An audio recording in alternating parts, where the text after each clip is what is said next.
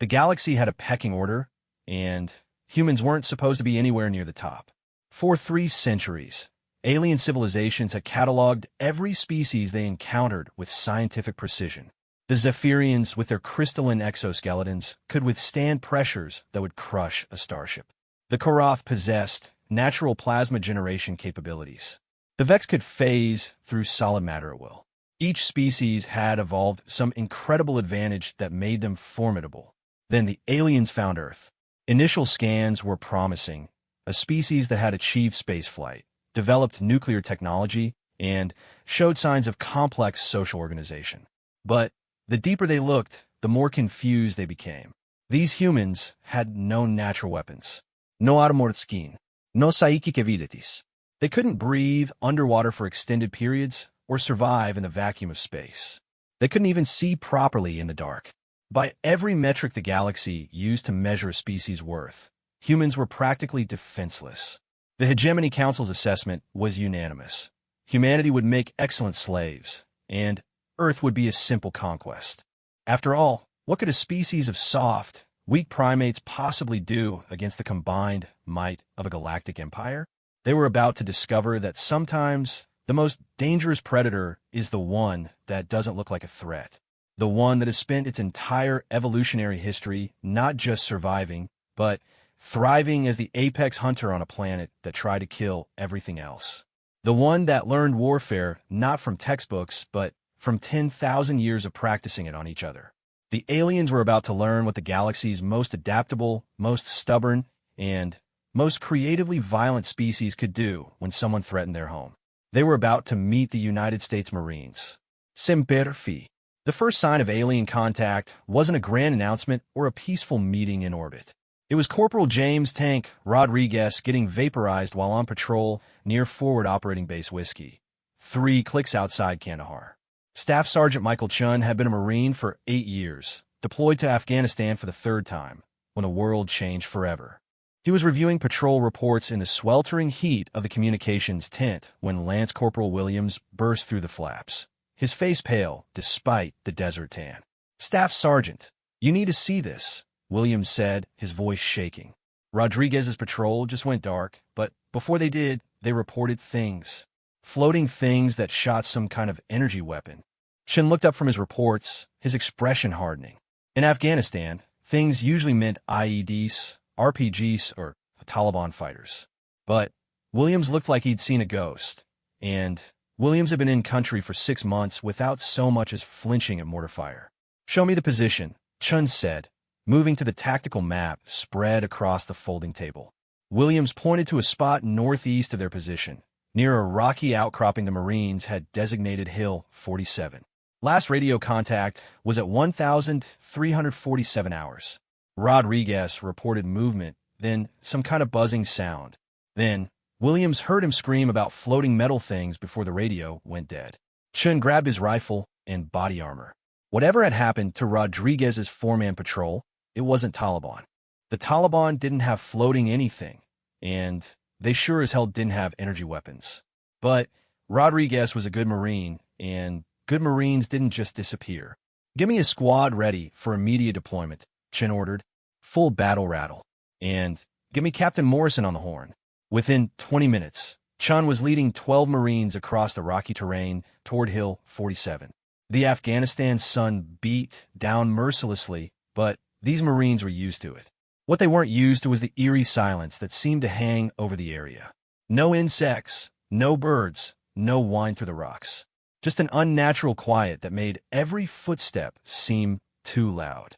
Private First Class Sarah Kim, the squad's radio operator, kept trying to raise Rodriguez's team on different frequencies, but got nothing except static. Corporal Davis, their designated marksman, swept the ridgelines through his scope while the rest of the squad moved in a tactical formation that had been drilled into them through countless training exercises. They found Rodriguez's patrol at the base of Hill 47, or what was left of them. "Holy Jesus," whispered Hospital Corpsman 3rd Class Martinez as he knelt beside what remained of Rodriguez. The Marine's body was intact, but his equipment looked like it had been hit with some kind of directed energy. His rifle was partially melted, his radio was a blob of fused plastic and metal, and his body armor showed scorch marks in a pattern unlike anything Chun had ever seen. "Spread out. Maintain security," Chun ordered, even as his mind tried to process what he was looking at. The other 3 Marines were in similar condition. No bullet wounds, no shrapnel damage, just these strange burn patterns and melted equipment. That's when they heard the humming. It started low, almost below the threshold of hearing, but quickly grew in intensity. The Marines instinctively took defensive positions behind rocks and in whatever cover they could find, training their weapons toward the sound. What emerged from behind the rocky outcropping defied everything the Marines thought they knew about the world. 3 objects floated about 6 feet off the ground, moving with fluid grace that seemed to ignore physics as humans understood it. They were roughly disc-shaped, about 10 feet in diameter, with a metallic surface that seemed to shift and shimmer in the afternoon sun. No visible propulsion, no exhaust, no sound except for that low humming that seemed to vibrate in their bones. "What the hell are those things?" Kim whispered in her radio, but Chun motioned for radio silence. Each floating disc had what appeared to be sensor arrays or weapon systems mounted on rotating pods beneath them. As the Marines watched, frozen in a mixture of awe and terror, the objects began to spread out in what was clearly a tactical formation. Chun had seen enough combat to recognize a threat when he saw one. Whatever these things were, they had killed 4 Marines, and now they were positioning themselves for another attack. "Open fire," Chun shouted. The sound of 12 M4 carbines firing on full automatic shattered the desert silence. Tracers streaked toward the floating objects, and Chun watched with growing alarm as the bullets seemed to impact some kind of energy barrier around each disc. The rounds sparked and ricocheted harmlessly, leaving the mysterious craft completely undamaged. "We have taken casualties and need immediate air support." The response crackled through her headset. "Recon 1-2. Say again your last." "Did you say unknown hostiles?" "Confirmed. Whiskey Base. Unknown floating objects with directed energy weapons. Marines down. We need everything you can send." Chun could hear the confusion in the base radio operator's voice, but there was no time for detailed explanations. The floating discs were moving again, spreading out to flank their position. Whatever controlled these things understood tactics. "Martinez, how much C4 do we have?" Chun asked the corpsman, who also served as the squad's demolitions expert. 2 blocks, Staff Sergeant. "But I don't know if conventional explosives will work against whatever those things are." "We're about to find out," Chun replied, as another energy blast turned a boulder near their position into molten rock. The Marines had been trained to fight human enemies with human weapons using human tactics. They had never expected to face an enemy that could fly, had energy shields, and wielded weapons that turned matter into vapor. But Marines adapt, and Marines never quit. Chun looked at his remaining 10 Marines, all of them scared, but none of them showing any sign of retreat. These were the same Marines who had walked into Taliban strongholds, who had faced IEDs and mortar fire and everything else Afghanistan could throw at them. They weren't about to be stopped by some floating metal discs, no matter how advanced they were. "Listen up," Chun said, his voice carrying the authority of a career Marine. "Whatever these things are, they killed our brothers. They came to our planet, and they attacked United States Marines. That was their first mistake. Their second mistake was leaving some of us alive." The humming was getting louder, and Chun could see more discs approaching from the north. But he could also hear the distant sound of helicopters approaching from the south. Backup was coming. "Here's what we're going to do," Chun continued. "Kim, guide those birds in hot. Martinez, prep that C4 for remote detonation. Everyone else, we're going to show these things what Marines do to uninvited guests." As if responding to his words, one of the discs fired another energy blast that turned a section of the hillside into molten glass. The Marines pressed themselves deeper into cover, but none of them broke. They had found something worth fighting for, something that transcended their mission in Afghanistan or their individual survival. They were fighting for Earth itself, though they didn't know it yet. High above the engagement, sensors aboard the alien vessel designated Harmony of Conquest recorded the encounter with clinical precision. The ship's tactical officer, a tall Zephyrian with crystalline growths covering half his face, reviewed the data with growing confusion. Commander Thexhai, The surface dwellers are continuing to resist despite the demonstration of our superior technology, the tactical officer reported. They appear to be calling for reinforcements. Commander Thexhai turned his massive head toward the tactical display, his four eyes focusing independently on different aspects of the data. The Zephyrian commander had conquered 17 worlds for the hegemony, and he had never encountered a species that continued fighting after seeing their weapons were useless. Curious, Thexhai mused, his translator rendering his crystalline voice into the common tongue. Intelligence reports indicated these humans would surrender once they understood our technological superiority. Instead, they appear to be escalating. Shall I order the assault drones to eliminate all surface dwellers in the area? The tactical officer asked. Thexhai considered this. The mission parameters were clear: establish dominance, capture specimens for study, and prepare the way for full planetary subjugation. But these particular humans were displaying unexpected behavior that warranted further observation. Negative, he decided. Deploy additional drones and continue the engagement. I want to see how they respond to overwhelming force. The data will be useful when we begin the full invasion. Back on the ground, Chen watched as 4 more discs appeared over the ridge, bringing the total to 7. But he could also see the distinctive shapes of Apache attack helicopters approaching fast, and behind them, the bulkier form of a Chinook transport helicopter carrying reinforcements. Showtime, Chun muttered, and keyed his radio. All call signs, this is Recon 1-2. You're cleared hot on floating disc-shaped objects. But when the smoke cleared, the disc was still there, apparently undamaged.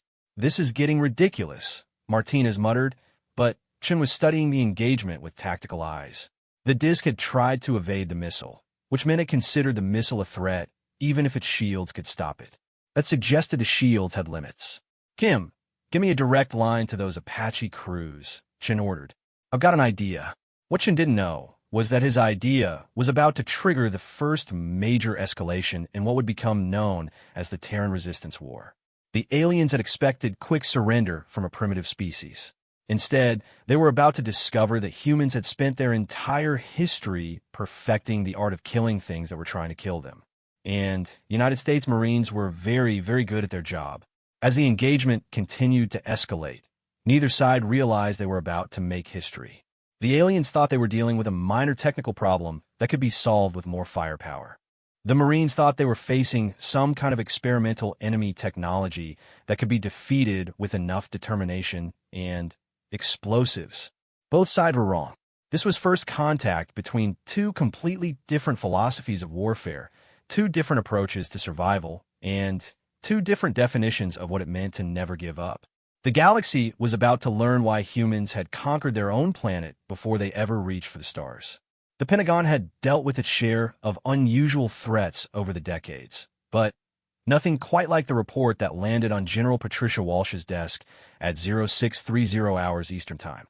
The 4-star general had been drinking her first coffee of the day when her aide, Major Johnson, burst into her office with an expression she'd never seen before. General, we have a situation in Afghanistan that requires your immediate attention, Johnson said, setting down a classified folder marked with red tabs that indicated extraterrestrial contact protocols. Walsh had been in the military for 30 years. She'd commanded troops in Iraq, overseen operations in Somalia, and dealt with every kind of crisis imaginable. But she'd never had to open a folder with those particular markings. Please tell me this is some kind of training exercise, she said, but Johnson's grim expression told her otherwise. Ma'am, at 0847 hours local time in Afghanistan, Forward Operating Base Whiskey reported contact with unidentified flying objects that killed 4 Marines and are currently engaged in active combat with our forces. The objects appear to be of non-human origin and are employing weapons technology beyond our current capabilities. Walsh opened the folder and found herself looking at drone footage that showed 7 disc-shaped objects engaged in combat with Apache helicopters while Marines took cover behind rocks. The video quality was excellent, the timestamp was current, and what she was seeing was impossible. How many people know about this? She asked, her mind already racing through the implications. The engagement is ongoing, so we have the Marines in contact, the aviation assets providing support, and the Operations Center Epigram. Maybe 50 people total. We've implemented communications blackout protocols. Walsh watched the video as one of the Apache helicopters fired a Hellfire missile at a disc-shaped object. The explosion was spectacular, but when the smoke cleared, the target was completely undamaged. "Jesus Christ," she muttered. "Give me a secure line to the Secretary of Defense. Then, give me a direct connection to whoever's commanding the forces in contact. And Johnson, activate the Majestic protocols." Major Johnson nodded and hurried out of the office. The Majestic protocols were a set of procedures that had been developed decades ago, but never used. They covered everything from communication security to resource allocation in the event of confirmed extraterrestrial contact. Walsh had always assumed they were just another piece of Pentagon bureaucracy that would never be needed. She was wrong. Back in Afghanistan, Staff Sergeant Chun was learning that fighting aliens required a completely different approach than fighting human enemies. The 7 discs had been joined by 3 more, and they were displaying coordination that suggested a hive mind or extremely sophisticated communication. "Kim, I need you to patch me through to those Apache crews," Chun said, ducking as another energy blast turned a nearby boulder in a molten slag. "Roger, Staff Sergeant. You're connected to Widow 47, the flight lead." Chun keyed his handset. "Widow 47, this is Recon 1-2. I've got a tactical assessment that might help us hurt these things." "Go ahead, Recon 1-2, came the pilot's voice, professional despite the impossible situation they were all facing. "I've been watching their engagement patterns. They tried to dodge your Hellfire, even though their shields stopped it. That tells me the shields have limits. If we can overwhelm them with simultaneous impacts, we might punch through." There was a pause, then, "Copy that. What are you thinking?" "Coordinated strike. All your Hellfires at once, targeted on a single disc. Meanwhile, my Marines will engage with concentrated small arms fire and whatever explosives we can get on target. The idea is to overload their defensive systems." "Understood. Give me 2 minutes to coordinate with my wingmen." Chin turned to his Marines, who were spread out among the rocks in defensive positions. Despite facing weapons that turned matter into vapor, none of them showed any sign of breaking. These were Marines who had survived multiple combat deployments, and they trusted their sergeant's judgment. "Listen up," Chin called out. "We're going to try something. When I give the word, every weapon we have fires at that closest disc. Everything you've got, full auto until your magazines are dry. Martinez, you ready with that C4? Martinez held up a remote detonator. "Ready, Staff Sergeant. But I'll need to get closer to place the charges." "Negative. We'll use it as an airburst weapon. Throw it as close as you can get it, then detonate it in the air near the target. The idea is to create multiple simultaneous impacts." "Roger that." Chun could hear the Apache helicopters maneuvering into position above them. The alien discs seemed to sense something was happening and began to move in defensive patterns, but they didn't withdraw. Whatever controlled them was either overconfident or incapable of recognizing the threat. "All units, this is Recon 1-2, Chin transmitted. Coordinated strike in 3, 2, execute." The result was unlike anything anyone had expected. 4 Hellfire missiles streaked toward the targeted disc from different angles while 12 Marines opened fire with their M4 carbines and whatever other weapons they had. At the same time, Martinez hurled his C4 charges toward the target and detonated them in an airburst that created a massive explosion directly adjacent to the alien craft. For a split second, the alien's energy shield flared so brightly that everyone had to look away. When their vision cleared, they saw something that sent a cheer through the Marines' positions. The disc was falling. It wasn't destroyed, but it was clearly damaged. Black smoke poured from several ports on its underside, and it descended rapidly toward the ground, its previously smooth flight pattern replaced by an erratic wobble. "Holy shit, we got one!" Kim shouted, but her celebration was cut short as the remaining 9 discs suddenly changed their behavior. Instead of the cautious, almost exploratory attacks they had been conducting, the alien craft suddenly became aggressive. Energy blasts began raining down on the Marines' position with devastating intensity, turning the rocky hillside into a hellscape of molten stone and superheated air. "Take cover," Chin yelled, as his Marines pressed themselves deeper into whatever protection they could find. The temperature was rising rapidly as the energy blasts heated the rocks around them, and Chin realized they couldn't stay in their current position much longer. That's when the cavalry arrived.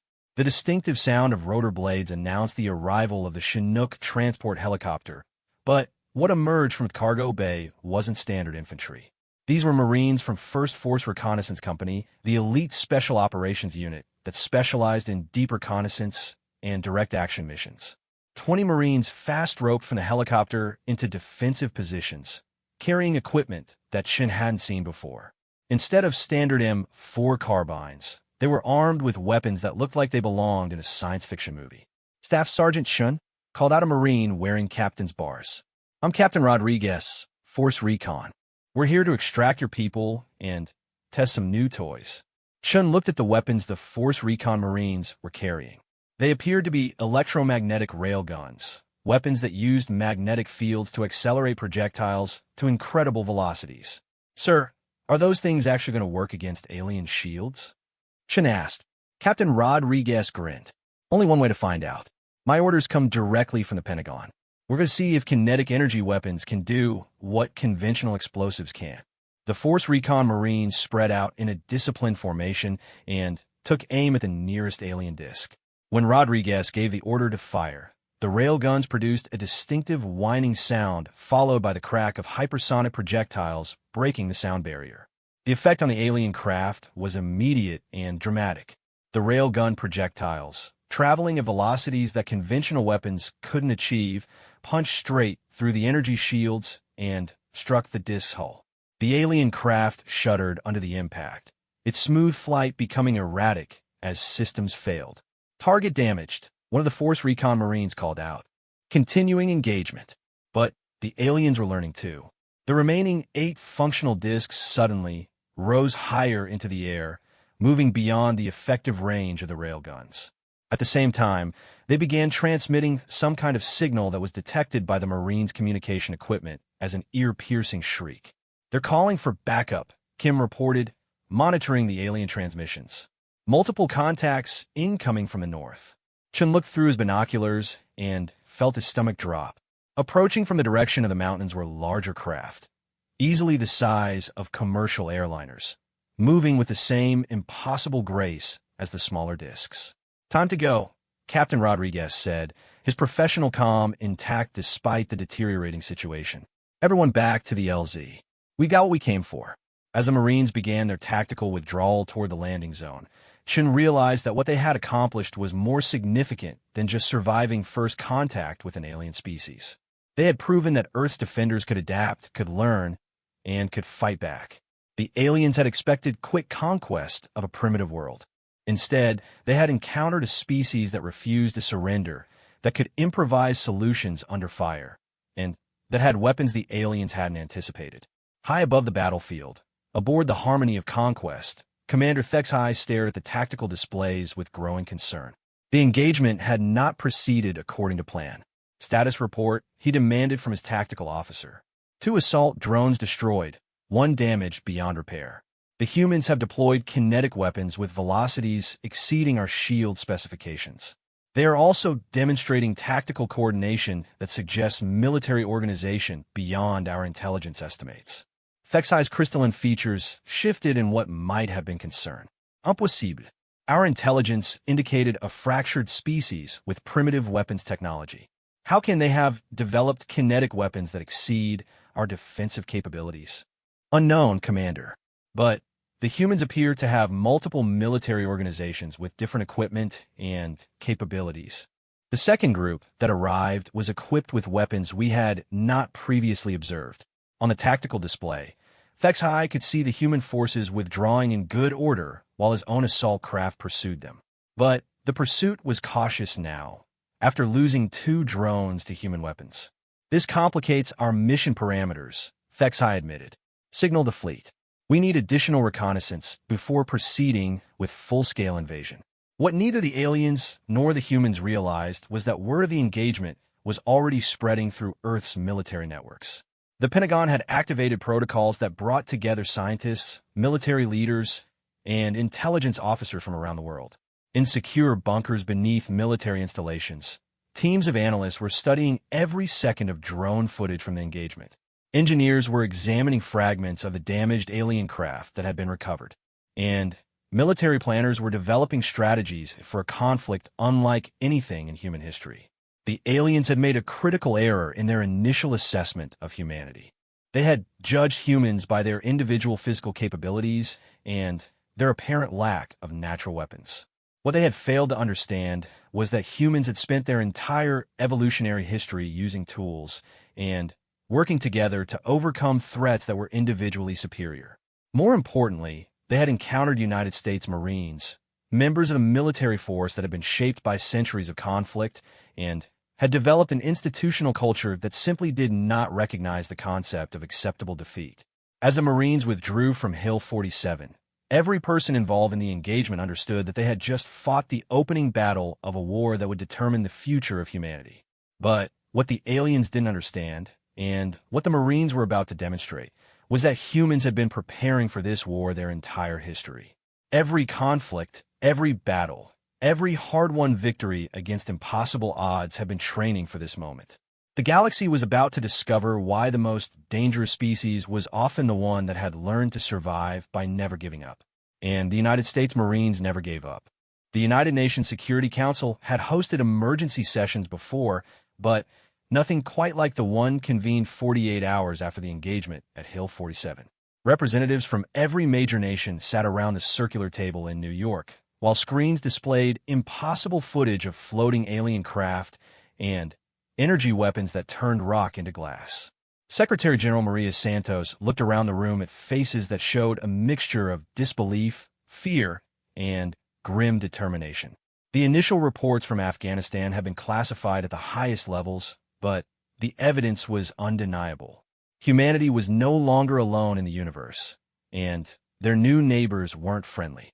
"Ladies and gentlemen," Santos began, "we face a threat that transcends all previous conflicts, all national boundaries, and all political differences. The footage you've seen has been verified by multiple intelligence agencies.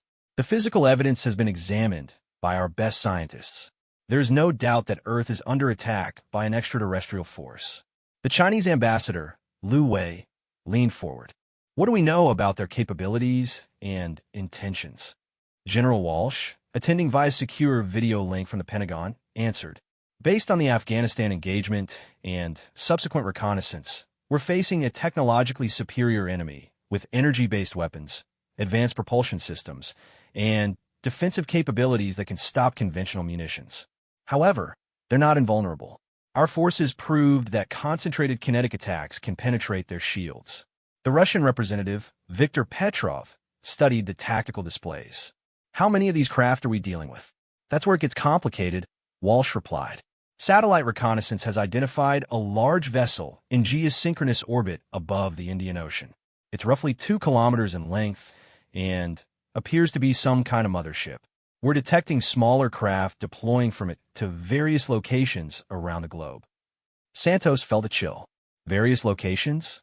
You mean this isn't limited to Afghanistan?" "Negative.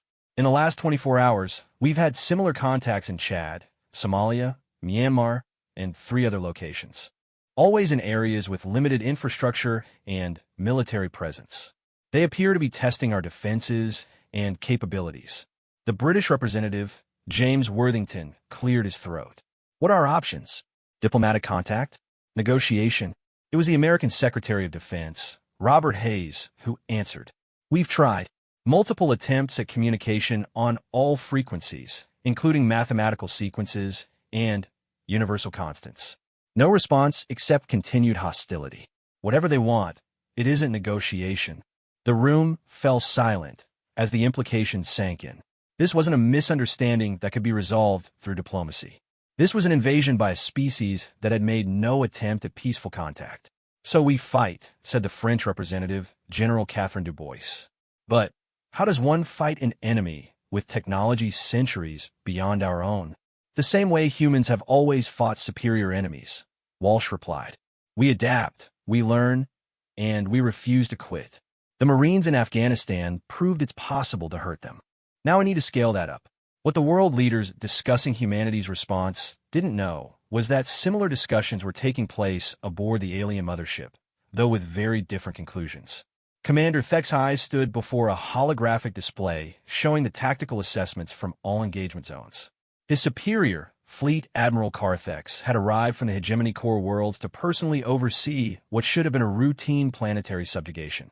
Your initial reports indicated this would be a simple conquest, Carthex said, his massive form towering over the command deck. The Fleet Admiral was a Karath, one of the Hegemony's founding species, with natural plasma generation organs that made him a living weapon. Instead, I find damaged assault craft and humans who refuse to surrender despite clear demonstrations of our superiority. Fexai's crystalline features shifted nervously. Admiral, the intelligence reports underestimated human military organization and technological capabilities. They possess kinetic weapons that can breach our standard shield configurations. Kinetic weapons, Carthex repeated, his voice carrying disdain. Primitive slug throwers that should be useless against hegemony technology. How is this possible? The ship's science officer, a tall, thin Vex named Phasewalker Thix, materialized beside them. The Vex ability to shift between dimensions made them excellent scouts and researchers.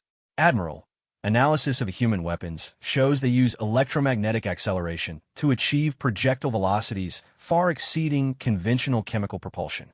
The kinetic energy involved is sufficient to overwhelm our standard defensive matrices. Carthex studied the tactical data with growing frustration. In his 300 years of service to the hegemony, he had never encountered a species that continued fighting after their first demonstration of superior technology. Most civilizations surrendered immediately once they understood the futility of resistance. What is their strategic response? He asked. Unknown, Thix replied, phasing slightly as he accessed data from multiple sources simultaneously. They appear to have a global communication network and coordinated military commands. Analysis suggests they're consolidating forces and developing countermeasures. Countermeasures?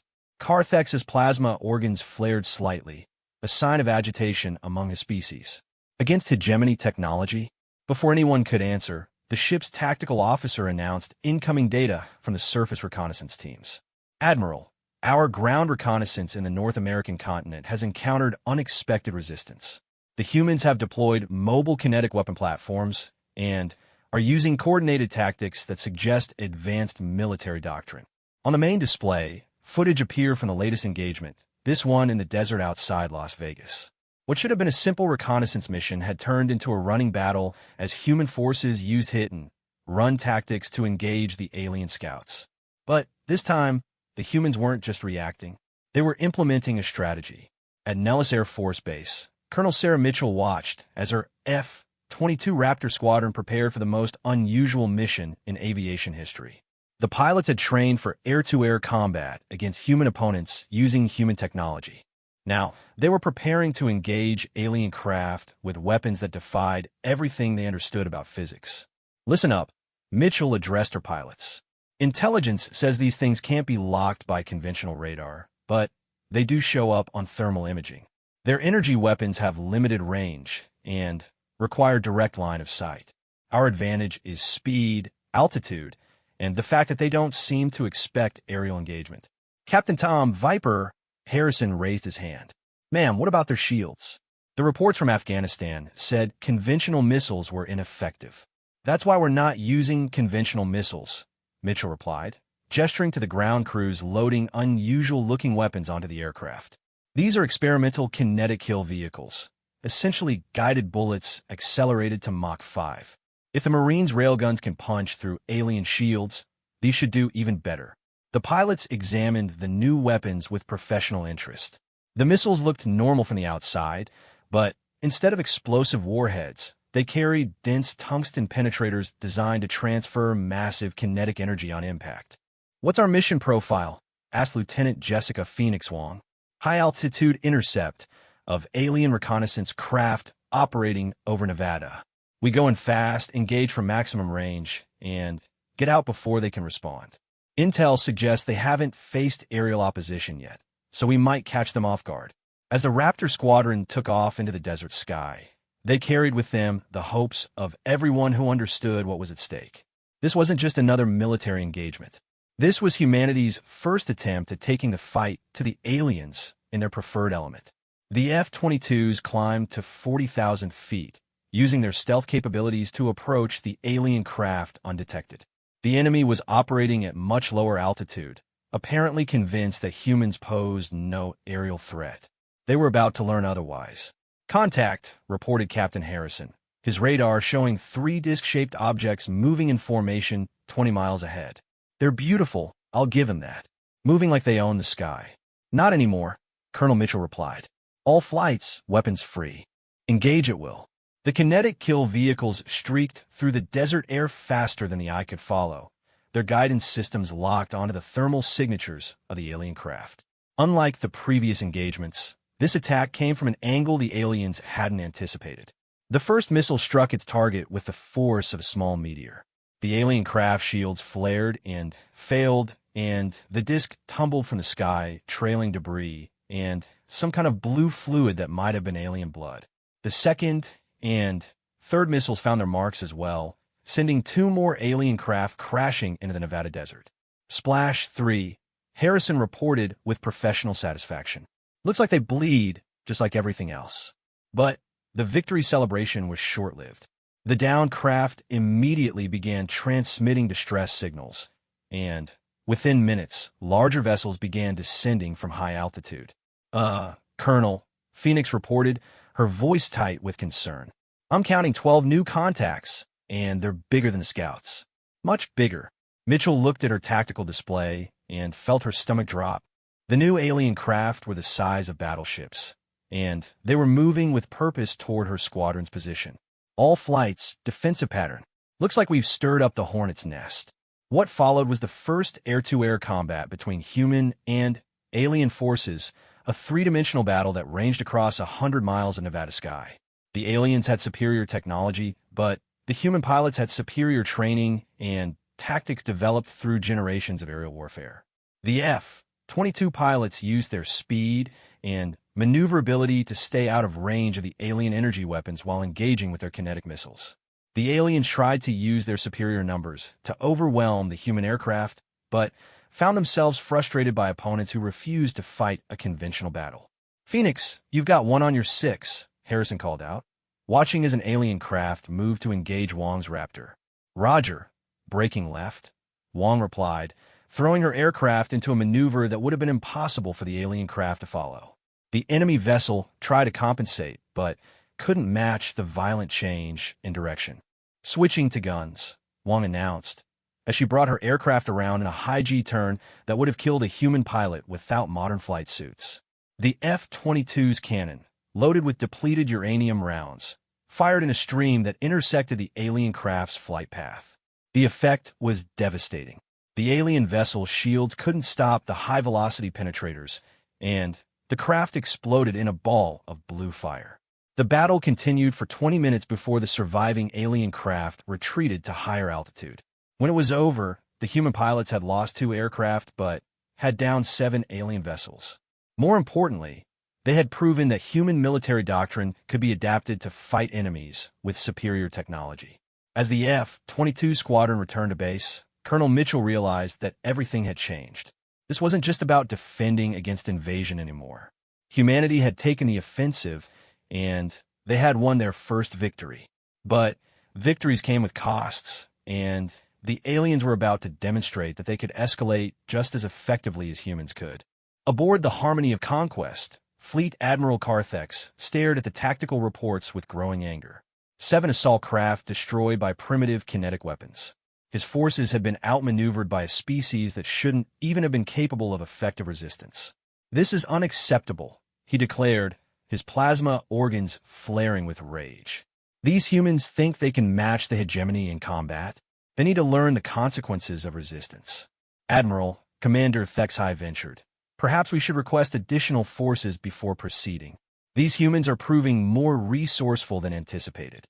"Negative," Carthex replied. "I will not request reinforcements to deal with a primitive species.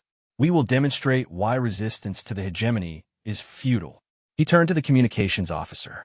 "Signal all fleet elements. Begin Phase 2 operations immediately. Target their largest population centers for demonstration strikes.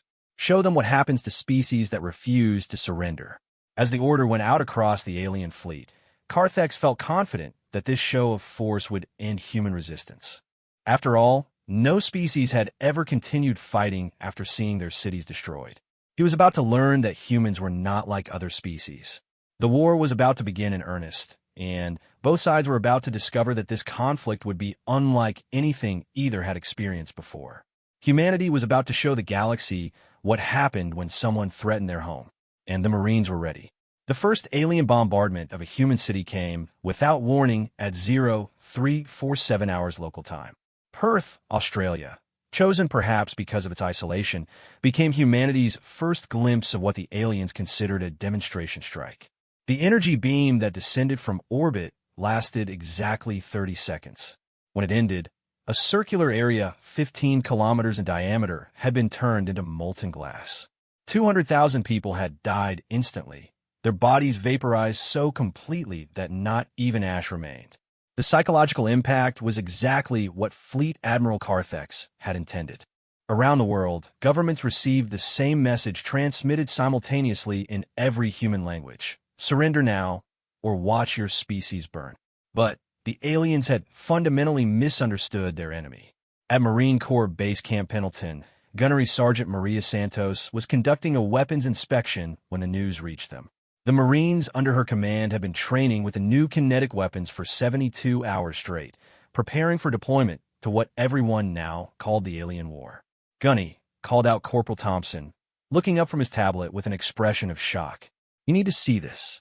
Santos walked over and watched the footage from Perth. The city she had visited just 2 years ago was gone, replaced by a perfect circle of cooling glass that reflected the morning sun like a mirror. The silence that followed was profound.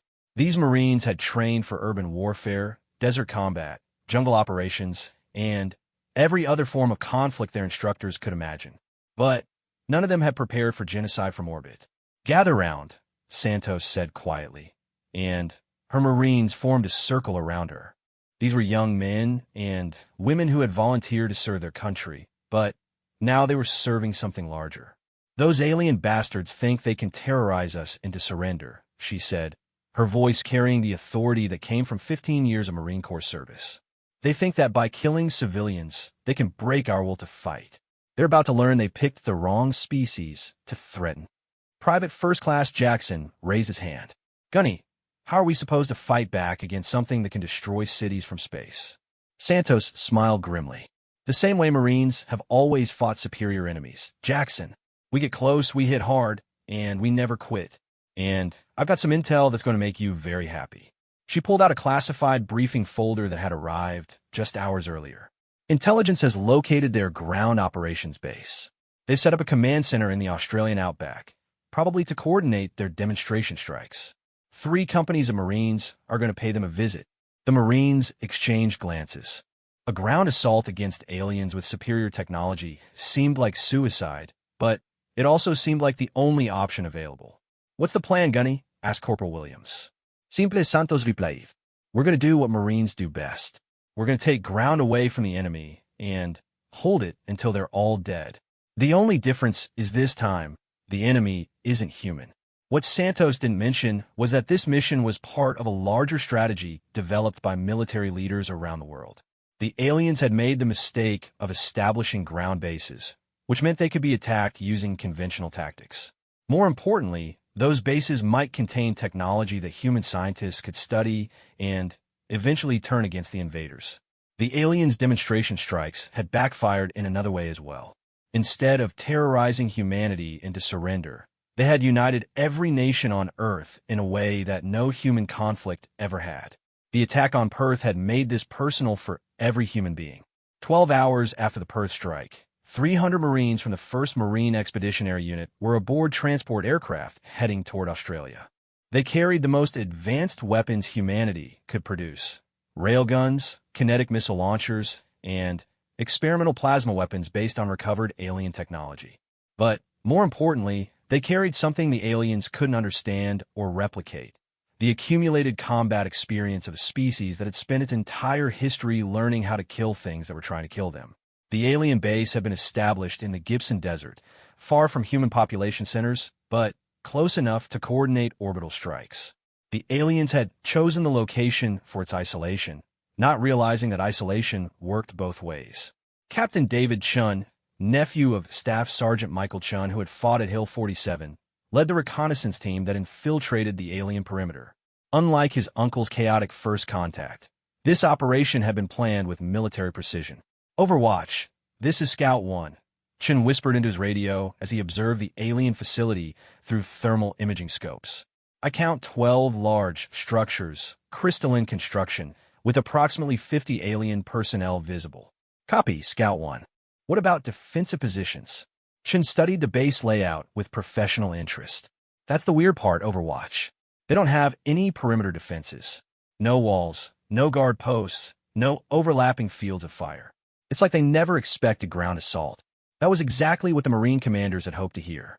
The aliens had superior technology, but they appeared to lack the tactical doctrine that came from centuries of ground warfare experience. Scout 1, fall back to the rally point. Assault teams are moving into position. The assault began at 0400 hours local time with a simultaneous attack from 3 directions. The Marines moved through the desert darkness using night vision equipment that gave them a significant advantage over aliens who appeared to rely primarily on visual sensors. The first alien sentry never knew what hit him. Marine sniper Corporal Jennifer Kim put a railgun round through his center of mass from 800 meters away. The tungsten penetrator went through the alien's body armor like it was paper. First blood to humanity, Kim reported calmly, already acquiring her next target. The Marines swept through the alien base with methodical precision, using tactics that had been developed through decades of urban warfare. The aliens tried to respond, but their superior individual technology couldn't overcome coordinated squad-level tactics. Contact front, called out Sergeant Rodriguez as his team encountered a group of aliens armed with the energy weapons that had proven so effective against static targets. But the Marines weren't static targets, and they weren't fighting alone. Rodriguez's squad used bounding Overwatch to advance on the alien position, while Sergeant Martinez's team flanked from the left. The aliens tried to track multiple targets with their energy weapons, but couldn't adapt to the fluid nature of Marine small unit tactics. Aliens down, Rodriguez reported as the last enemy soldier fell to concentrated railgun fire. Moving to secure the command structure, Captain Chun moved with the assault teams as they penetrated deeper into the alien base. The structures were unlike anything human engineers had ever seen, grown rather than built, with walls that seemed to shift and flow like living tissue. This is incredible, whispered the team's intelligence specialist, Sergeant Sarah Kim.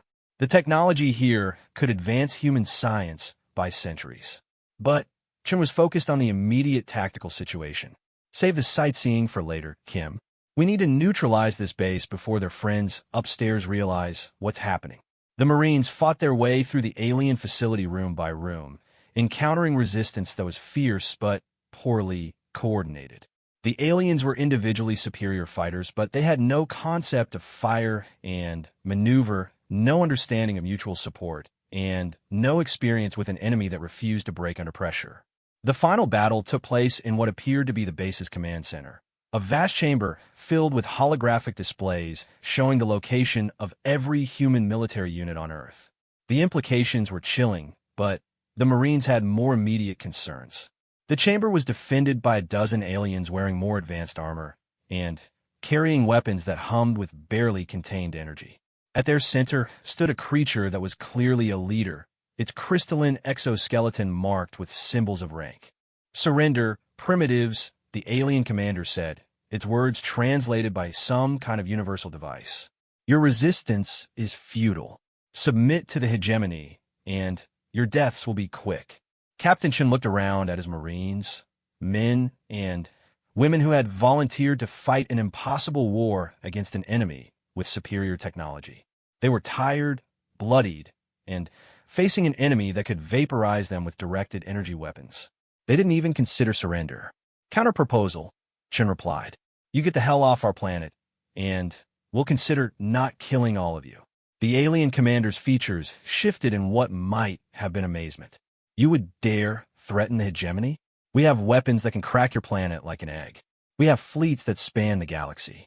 What could your primitive species possibly do to us? Chun smiled grimly and keyed his radio. Fire mission, this is Ground Team 1. Target is my position. All available ordnance. The alien commander looked confused, but the Marines understood exactly what their captain was doing. They had gotten what they came for, intelligence about alien capabilities and technology that could be reverse engineered. Now it was time for the second part of their mission. Are you insane? The alien demanded. You would destroy yourselves rather than surrender. That's the thing about Marines, Chen replied. We'd rather die fighting than live as slaves. You should have done your homework on humanity before you decided to invade. The first missile struck the command center 30 seconds later. Captain Chun and his Marines died instantly, along with the entire alien leadership structure on Earth. But their sacrifice had accomplished something more valuable than any individual life. They had proven that humans could take the fight to the aliens and win. The destruction of the alien command base sent shockwaves through the hegemony fleet. Fleet Admiral Carthex stared at the tactical displays, showing the complete loss of his ground operations center with something approaching disbelief. How? He demanded. How do they locate our base? How do they penetrate our defenses? How did they coordinate a ground assault while under orbital bombardment? His tactical officer, who had been analyzing human military communications, provided an answer that shook the Admiral's confidence. Sir, they appear to have a global military communication network that we cannot penetrate. Their ground forces demonstrated small unit tactics that suggest extensive combat experience. And, sir, they deliberately destroyed themselves rather than surrender. Carthex had conquered 17 worlds for the hegemony. He had never encountered a species that would choose mutual destruction over surrender. The tactical implications were disturbing. What is our current status? He asked. Ground operations center destroyed, along with our primary intelligence gathering capability. We have lost 47 assault craft to human defensive actions. Human military forces are consolidating around major population centers using tactics that suggest they are preparing for extended resistance. Carthex studied the display showing human military deployments around the globe. Instead of the chaotic panic he had expected after the demonstration strike on Perth, the humans had responded with coordinated military mobilization on a planetary scale. Signal the hegemony high command, he ordered. Request immediate reinforcements. These humans are not responding according to standard subjugation protocols. But what Carthex didn't know was that his signal would never reach the hegemony core worlds. The humans had been monitoring alien communications since the first contact, and they had developed countermeasures. At NORAD headquarters deep beneath Cheyenne Mountain, Dr. Elizabeth Warner watched as her team successfully jammed the alien communication attempt. The breakthrough had come from studying the fragments recovered from the Nevada air battle. Signal blocked, she reported to General Walsh. They can't call for help. Walsh smiled grimly. Outstanding. How long before our next surprise is ready? 12 hours, Warner replied. The engineering teams have finished retrofitting the missiles based on the alien technology we recovered. We're about to show these bastards what happens when you give humans access to your weapons technology. The aliens had made the mistake of thinking that technological superiority was the only factor that mattered in warfare. They had never encountered a species that could adapt enemy technology, reverse engineer capture equipment, and integrate new weapons into existing military doctrine. They were about to discover that humans had been preparing for this war their entire evolutionary history. Every conflict, every battle, every innovation in military technology had been practiced for this moment. The galaxy was about to learn why Earth was the most dangerous planet in known space, and why its defenders had never lost a war when their home was threatened. The Marines were coming for them. The counterattack began at dawn on the third day after Perth, launched simultaneously from 17 locations around the globe. Humanity had spent 72 hours reverse engineering alien technology, adapting captured weapons, and preparing for the most ambitious military operation in human history. At Vandenberg Air Force Base, Colonel Sarah Mitchell watched as the first wave of modified ICBMs lifted off into the morning sky. The missiles looked the same from the outside, but their warheads had been replaced with reverse-engineered alien kinetic weapons capable of punching through energy shields. Bird away, reported the launch controller. All systems nominal. Similar launches were taking place at bases across the United States, Russia, China, and every other nation with ballistic missile capabilities. For the first time in human history, Earth's nuclear powers were working together toward a common goal. The target was the alien mothership in geosynchronous orbit above the Indian Ocean. Aboard the Harmony of Conquest, Fleet Admiral Carthex received the first warning when his sensors detected the missile launches.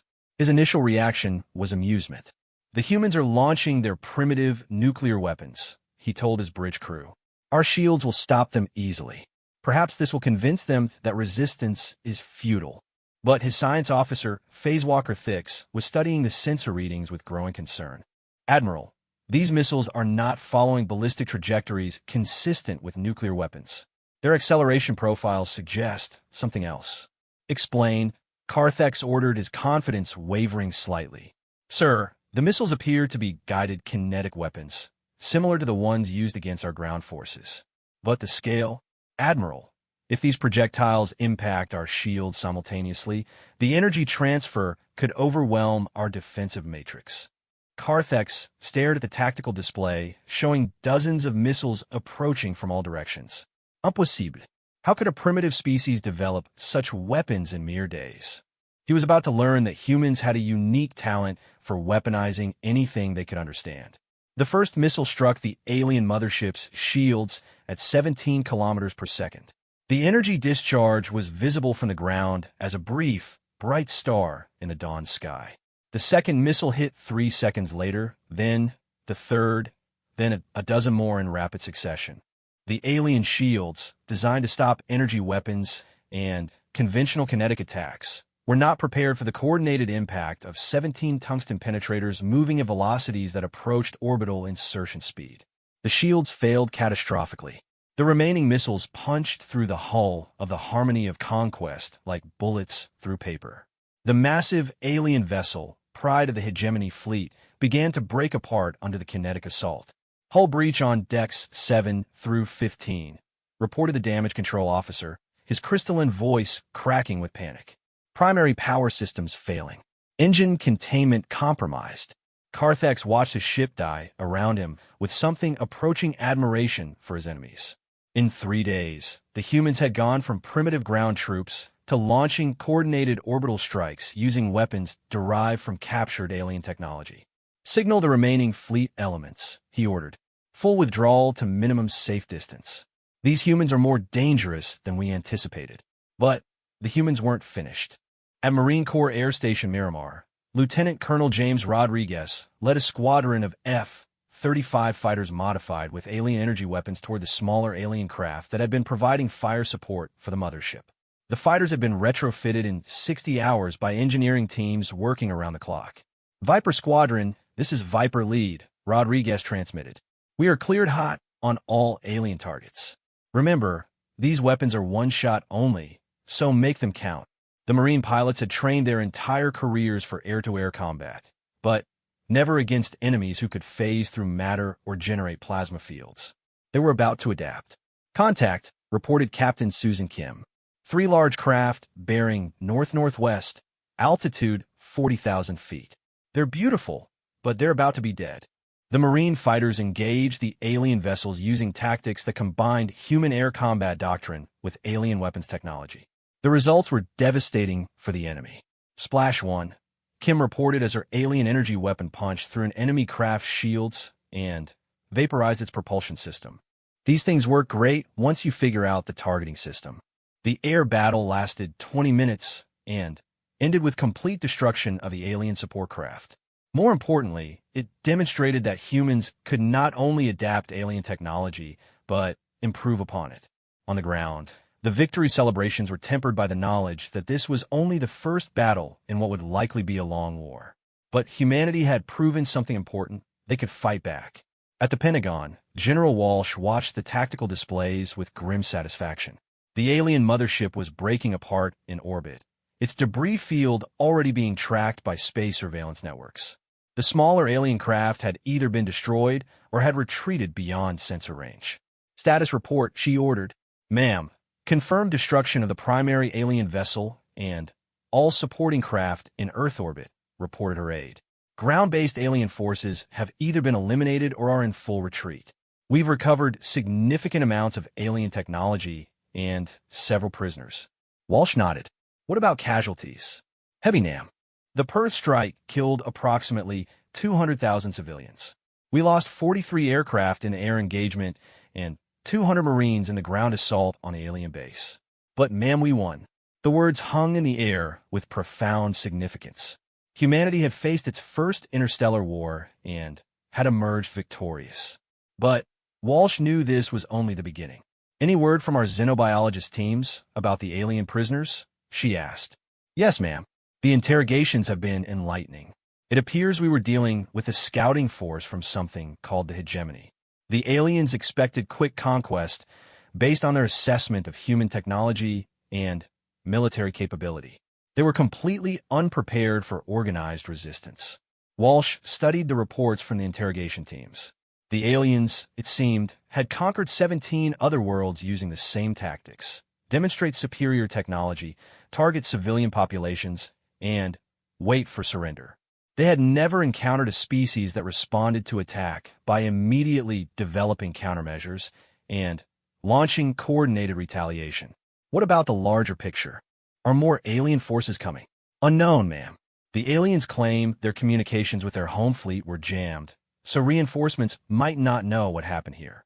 But we have to assume that eventually they'll send investigators. Walsh looked out the window at the Washington skyline, thinking about the implications. Humanity had won its first interstellar war, but they had also announced their presence to a galaxy full of potentially hostile civilizations. "Give me a secure line to the UN Security Council," she ordered. "It's time to start planning for the next war." Meanwhile, in the wreckage of the Harmony of Conquest, Fleet Admiral Carthex struggled to process what had happened. His ship was dying, most of his crew was dead, and the humans had demonstrated military capabilities that shouldn't have existed. "Emergency pods," he gasped to his surviving officers. "Abandon ship. Signal the reserve fleet to maintain distance and observe." As the escape pods launched from the dying mothership, Carthex realized he would have to report something to the Hegemony High Command that had never been reported before: complete defeat by a primitive species. But what disturbed him most was the tactical analysis his computers had compiled during the engagement. The humans hadn't just defended themselves, they had learned, adapted, and counterattacked using modified alien technology in a time frame that should have been impossible. More troubling still was the indication that human military forces had been coordinating their response on a planetary scale. The hegemony had encountered species with advanced technology before, but never one with the apparent ability to unify their entire population for warfare. As his escape pod descended toward the Earth's atmosphere, Carthex began composing his report to the High Command. He would recommend immediate withdrawal from this sector of the galaxy and classification of humanity as a Class 7 threat, a species capable of defending itself against hegemony forces. It was the first time such a classification had ever been issued. On the surface of the Earth, in bunkers and command centers around the world, human military leaders were having very different discussions. At Cheyenne Mountain, DR, Elizabeth Warner presented her analysis to an assembly of scientists and military officers from every major nation. The holographic displays showed schematics of alien technology that had been reverse-engineered from captured equipment. "Ladies and gentlemen," Warner began, "we've learned more about advanced physics in the last week than humanity has discovered in the previous century. The aliens' energy shields, propulsion systems, and weapons technology represent breakthroughs that will revolutionize human science." She gestured to a display showing the energy matrix equations that governed alien defensive systems. "But more importantly, we've learned that their technology isn't magic. It's applied physics, and anything they can build, we can learn to build better." General Walsh stood up. "Dr. Warner, what's your assessment of our defensive capabilities going forward?" "General, based on what we've learned, I believe we can develop defensive systems that will make Earth essentially immune to the type of attack we just faced. But that's not the important question." "What is the important question?" asked the Chinese representative. Warner smiled grimly. "The important question is, what do we do when we're ready to go on the offensive?" The room fell silent as the implications sank in. The aliens had attacked Earth expecting quick conquest. Instead, they had given humanity access to advanced technology and a reason to expand beyond their own solar system. "You're talking about interstellar warfare," said the British representative. "I'm talking about making sure this never happens again," Warner replied.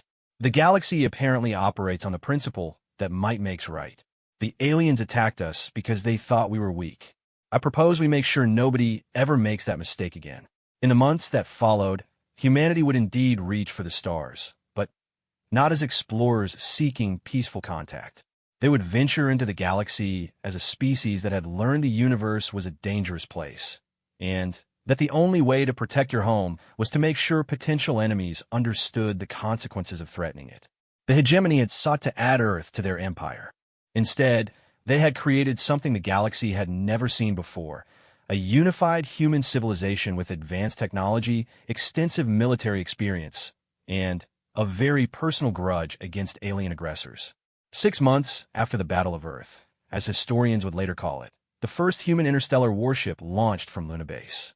The USS Leatherneck carried a crew of 500, weapons based on captured alien technology, and a simple mission: find the hegemony and explain why attacking Earth had been a mistake.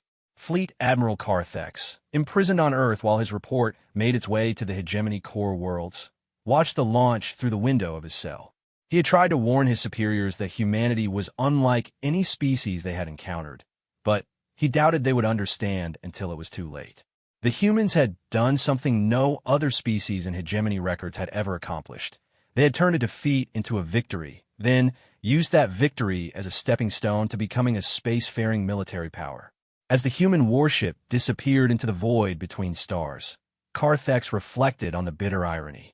The hegemony had attacked Earth to gain slaves and resources. Instead, they had created their most dangerous enemy.